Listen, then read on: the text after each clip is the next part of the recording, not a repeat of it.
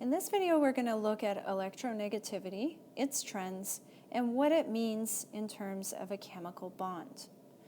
Electronegativity is defined as the relative measure of an atom's ability to attract shared electrons in a chemical bond. If you look at our periodic table here, as you go up a group, electronegativity increases. I'm going to just write En, so En increases. And as we go across a row, electronegativity increases as well. In terms of chemical bonds, when two atoms with different electronegativity values are bonded, they tend to attract the bonded electrons to different degrees. This means that the electrons are going to spend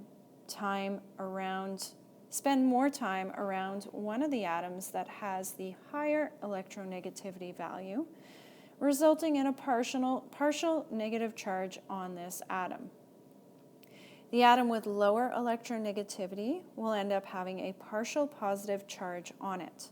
Now, please note they are not full charges because it's not an ionic compound or an ionic bond. It's sharing of electrons, which is a covalent bond, and that means that we're not making a full charge, but just a little bit of a charge or a partial charge. This is going to result in a polar bond that has two poles, which is called a dipole.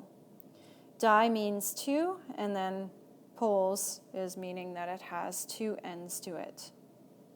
Looking at an example then, if we take HCl and find the electronegativity values, H has an electronegativity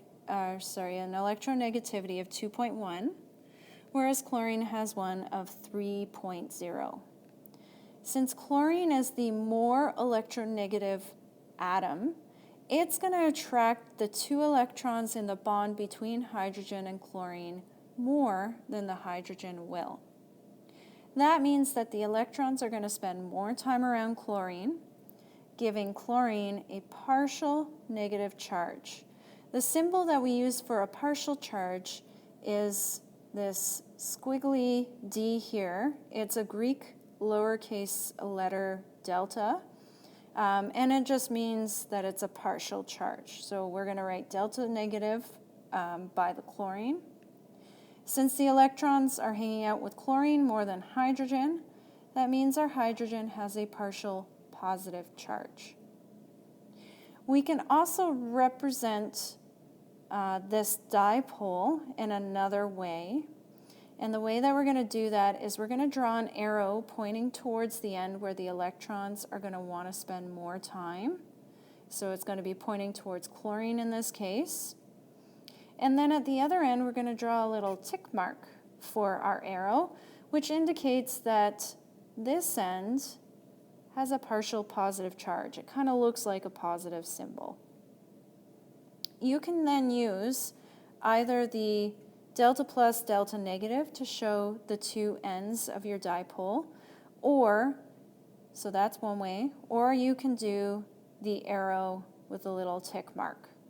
Both mean the same thing and both are acceptable representations.